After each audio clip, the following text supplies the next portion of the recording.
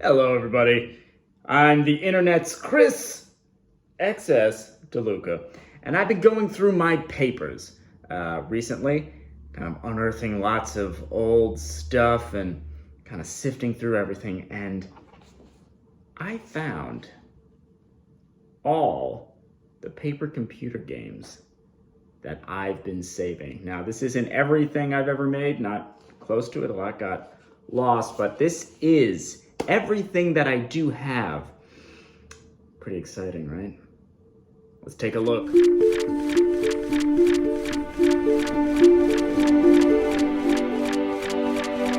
Okay.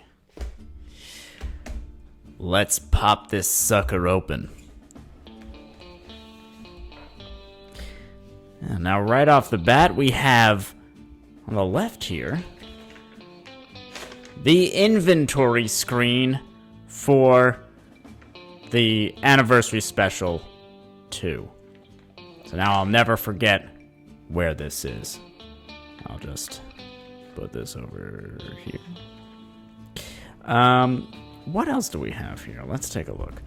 Well, we've got two sides. Let's see what to inspect first. Let's go to an old classic game, the Wait, what is this? It's Chris Productions Presents Series 2, Episode 1, a paper computer game in Till Time Do Us Part. Got confused with my own self. And this is a classic in terms of what it represents in the history of paper computer games, in the sense that I started this this was the first game that I made after being away for a while, and it's also classic in the sense that it is not on white paper. Now, the white paper is something that we all take for granted. I know I do. But back in the day, I didn't have a lot of scrap paper around. The white paper was saved for the printer, so I wasn't allowed to use that. So my mom had all these flyers that she had printed out on different colored paper that didn't get handed out, and I used them as my paper computer game paper. So let's take a look inside here. You can see the flyer on this side. Yeah, here's the first scene. There's like the motorcycle guy. I think this is Zach over here, and here's some enemies. There was like a kind of a fight scene, I think. I don't remember why they were after Zach, but they certainly were, and as they always are. I kind of remember there maybe being a kind of RPG-ish system, like action points to kind of fight them, but that might have been a different game. But anyway, then we move on to a maze screen here, very all over the place with this. It looks like Zach might have stolen the motorcycle here, gotten through a few obstacles, and there's a river somehow. I think this is a jump, maybe, to go over. This is a helicopter over here. Maybe a block in the road, maybe a switch. I don't really remember, but and then we go on to a plane screen. Looks like he stole a plane. This is Zach down here, and there's a couple of other enemy planes here, and that's going to be a dogfight. Don't recall exactly why any of this is happening again, but there you have it. And oh yes, of course. So this is maybe inside. Well, definitely inside the plane. I don't remember if this is Zach or if this is Zach. If like either an enemy was on the wing, or maybe an enemy came inside and kicked him out, or maybe he jumped onto a plane and it was jumped on outside his own plane and onto the other person's plane, and now is trying to get inside. That's maybe what happened, but we'll see. Actually, we won't see.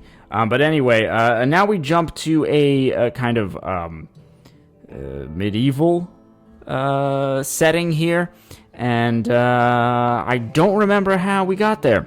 This is going to be a common theme, but something to do with the time rift, I'm sure. But now we have some, weapons, armor kind of stuff. I think this is like a mace, maybe a bowl of fruit. We'll be able to use that. So he's gonna gear up.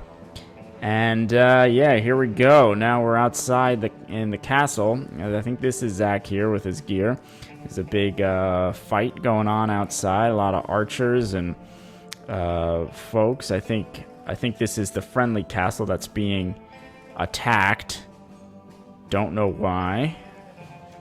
All right, and but yeah, look at this. A dinosaur has invaded the castle. It seems like maybe this is the kind of time streams crossing and everything kind of getting mixed up and confused. And you can kind of see over here, maybe that's like a tank, I think, of some kind. And then up here, this is a spaceship. And some sort of UFO type thing. So kind of a big, mashup, which I do a lot of. I think I still do those. So that's kind of thing. And these are all arrows. Obviously here. Okay, so then we go on. This is okay. Zach must have gotten beamed up into the UFO. So here he is in his knight armor, but there's like an alien soldier with, a big rifle or some beam weapon, and he's got to get past all that. Symbol of something, Let's see if I can show that a little better. All right, and then however we got past that. All right, here we go, the fat guy, but now he's in his knight suit. I think he might have blown through the last room or something because there's all this debris here. And yeah, my guess is that there was something in these compartments that would have helped him get past the fat guy. Maybe a slim fast, but I don't think that was in this one. I don't remember how he got past him. I don't remember anything. Anyway, okay, so now we're still on the UFO. Looks like there's like a whole scenario here where there's an alien soldier and then like an alien jetpack person with energy beam hands. That's gonna get through that. And here's Zuvak. Wow, very very basic Zuvak here going on. And yeah, maybe the Zuvak was captured. He imparts some information.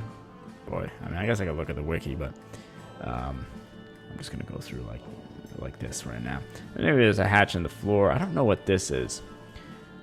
Maybe a small chair, a large dog. Who can tell? Yeah, that hatch in the floor. Must have been a hatch in the floor because now we have a descending staircase and there's all these fans. And so there's some sort of puzzle with the fans blowing them around or sucking them in and trying to get through this maze. And I think this is the exit here. And once that happens, we get to this alien person. And I believe this is the Shadow. And this might have been the first... Shadow sighting. First time the Shadow appeared. And the Shadow is looking into a crystal ball, and there's a lot of vortexy energy. And Zach's looking up from the top there. And then it's a to be continued, even though it says the end. It was like a big cliffhanger. Oh, the Shadow, you want to learn more? Tough luck. And so that was how it kicked off. New adventures coming soon. See? That's... exciting. And here's the inventory screen. Looks like lost a shovel and dynamite, perhaps. And he did take the bowl of fruit, of course, and used it somehow. Who knows what this is or was? I don't know what this is. Is this a piece of bacon? Is this a screw? Maybe that's a backpack. Is this battle axe? Maybe a walkie-talkie. And that's got to be a stick of wood. Zach was famous for just like ripping stuff off the ground and finding something and just keeping it forever. So yeah, that's the first game. That's Time Duelist Part. Let's try to organize these a little bit.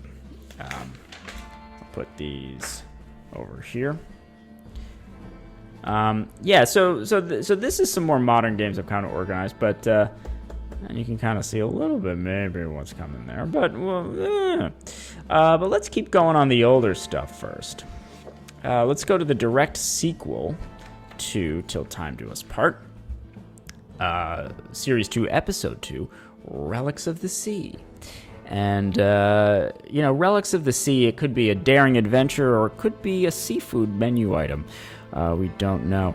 But I did start putting this little logo in the top of my games at this point, the CP for Chris Productions, and I believe it lasted for exactly one game. All right, let's take a look inside. All right, right off the bat, change of color, different graph. I had a different flyer material, so now it's purple.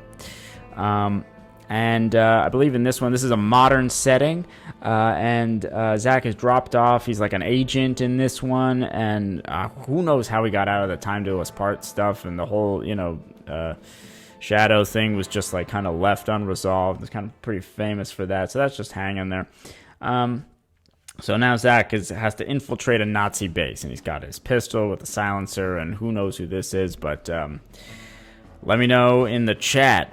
There's no chat, don't worry about it. Okay, and then that was kind of just a cinematic screen, and now here is the base. And this is the Nazi base, and there's all the barbed wire around it. And there's a watchtower up here shining a light. It's all dark, and it's I guess in the desert. We've got all these cactuses around here. There's a watchtower there, the gate. Somebody's camping, I guess. I don't know, some sort of bunker. And then this is the base itself. Kind of fun that you start a Relics of the Sea game in the desert, but that's what it is. This is just for historical purposes. This is the base that Zach is continually obsessed with trying to take over, and he was very obsessed with trying to take it over in this game, and I just would not let him. And we played for hours and hours, and it was just a slog of a stalemate. XS, everyone. Okay, and so somehow Zach gets through and gets into this base and stops trying to take it over, at least for the moment, and gets into this corridor here. Looks like there's a key card reader, maybe, a camera that's probably going to shoot him up, and he's got to get past that. And I don't know what this is. It's probably either a mistake, but that turned into the solution. Yeah, that's it. And once he gets through that door, here they are, probably the officer in charge and his two goons with their automatic weaponry. A nice rug, some crates, a portrait of someone with a weird nose. And yeah, I think there was a secret passageway down, maybe under the rug. And once you get to that, yeah, here it is. Here's the staircase going down, and there's this big military truck that's loaded with a submarine. I think this is a beam overhead, and these are all these Nazis, and all these dots are Nazis. They're not stars. They're very bad men. And so Zach's trying to sneak onto this submarine, which he does. Oh, let's see. Okay. And so now he gets onto the front of the submarine, the nose here. And I think, no, that's got to be him up here. And yeah, I guess there's some guys around here. He's got to sneak around. He's probably talked to them forever, tried to take over their submarine, something like that. But then he gets, I think you're supposed to go this way. And then you get back here, the back of the submarine. For some reason, there's a big cargo hook in a submarine. Somebody navigating it. I think this is Zach here. He's trying to get to the bridge. And I think by this point, the submarine is in the water. He sneaks onto it, and then it's kind of dropped into the sea. So I think he kind of gets past. These are just kind of obstacles, and he gets to the captain and kind of takes over the submarine, I believe. And then there he is, Pinchzoid Crabicus. Although he wasn't named like that at this point, but this is. I think maybe the submarine gets destroyed or something, and this is Zach in his little scuba suit, and then he gets attacked by a crab, giant crab. I don't know why there's a giant crab, and I don't know why the submarine got destroyed. There's a lot that we don't know. Maybe we will learn it. Maybe we won't. I don't think these fish were part of the solution, but there it is. And that was the last screen. I think once you beat the crab, that's it. And yeah, okay, here's the little kind of RPG stuff. I think was either introduced in this one or in Till Time Do Us Part that I carried over here. I have like these health points, some combat moves. These are the action points: punch or kick, duck or roll. I don't know how well this worked. I definitely dropped it fairly soon after. But that's Relics of the Sea. Last time we see that. Let's keep going here and finish this series out. This is a mini game, kind of a quick one that I did in the meantime, The Fabric of Reality. And it's saying, you know, Series 2.5, so it comes right after, Relics of the Sea. Again, this has nothing to do with Relics of the Sea. It's jumping back into, like, this thing. This is, like, where the space-time continuum gets ripped apart. It starts getting more abstract. And look at this. It's on white paper. How wild is that? So we start out, actually it looks like it starts directly after Relics of the Sea. You come up from the water and you're in a raft and you're just out here rowing around. And then the space-time is completely ripped apart and you're in this wild mashup craziness. There's like a maze screen, there's the fat guy, I think that's Colette, there's this alien saucer, there's barbed wire, all this like kind of reality chunking away on this side here, a space worm, kind of like Empire Strikes Back, Star Wars type of thing. Here's a river with a bridge going across it that's just like kind of coming out of and into nowhere. And I think you're just kind of trying to dodge reality being ripped out from under you in this screen, if I remember correctly. Looks like there's some stainage going on here, but I think that's happened aging over time. So once you get through this, which I don't know where you have to end up or what happens to get through this, but here we go, of course. Giant Nazi. I think you're kind of coming down from, I don't know, I guess you probably just got like shunted into a different reality where everything's kind of crashed together, and here's this giant Nazi with a giant machine gun blowing planes out of the sky, and you're coming down here, and I think I don't know how you incapacitate him, but maybe talk to him. I probably don't talk to him. Is that my solutions ever? Okay, and then once you get through that, now you're teleported to the Wild West. And this is interesting because I actually started with this screen at one point as I was thinking of just like a completely Western themed paper computer game. And then I didn't have any more ideas for it, or I was impatient or something, and I just decided to fold it into my reality jumping all over the place theme. And so you get dropped in here, and I think you're here, you're in prison, and this is the guard, and this is all this stuff, and you have to like talk to the guard and like figure out how to escape prison. And it's actually this one took a little bit more time than the other ones. I mean, it's no high art, but you can see there's a little bit more detail on this one than some of the other ones, like these hinges, and some of the rifle looks a little bit more like a rifle than normal. There's a candle with a glow. Look at that. And these things with like, it actually hangs over the thing, a lock. Look at all that detail. All right, so once you escape prison, it's over, I guess. Yeah, look at all these equipment. I guess this is stuff that you had from the other games, too.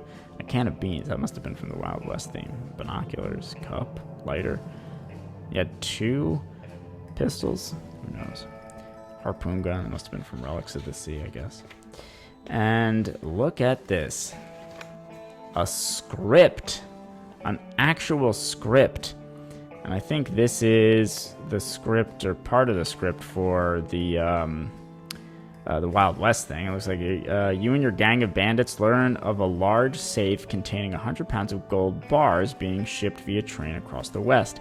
Smelling an easy fortune, you decide to hijack the train. This is actually written out as narrative, not like notes. However, the armed escort put up a bigger fight than you had bargained for. In the chaos of battle, you were separated from your comrades. Then, out of the smoke, a large boot kicks you in the chest, sending you crashing through a nearby window onto the hard desert ground. Everything goes black.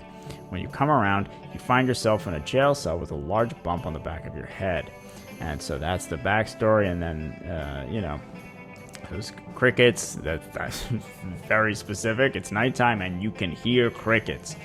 Don't know if that's relevant or not. And then the players start with a few rocks, and his hat from the tumble from the train. I mean, that's been crossed out. Or maybe it's underlined, because now you throw a rock at the lamp, the table will catch fire. The lamp broke. The guard will curse and turn or run out away from the player, door not visible, to the water to fill a bucket. The player will have just enough time to yank the pins out of the hinges and push the door open a bit before the lock. The guard comes and rushes in with the water, blah, blah, blah. The guard will stand on the east side of the carpet and try to douse the flames.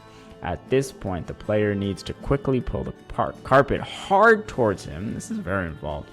And now throw a slightly open door. Rifle through will fall apart. This is very also, not very improvisational. Everything is very scripted, very tightly. There's only like one solution here. Who knows if this actually is how this was played. The gunpowder and the guns in the door before the guard is dead will lead to the player to getting shot. Okay, so that's like a negative outcome. The guard has plenty of time to drop the bucket, pick up the rifle, and shoot. If the guard is rushed in hand-to-hand, the guard will win. Yeah, I think this might have been the first, maybe one of the few scripts I ever wrote. So there you have it. Kind of interesting there. And there you go. Well, I think that's probably enough for one video. We'll cover the rest real soon.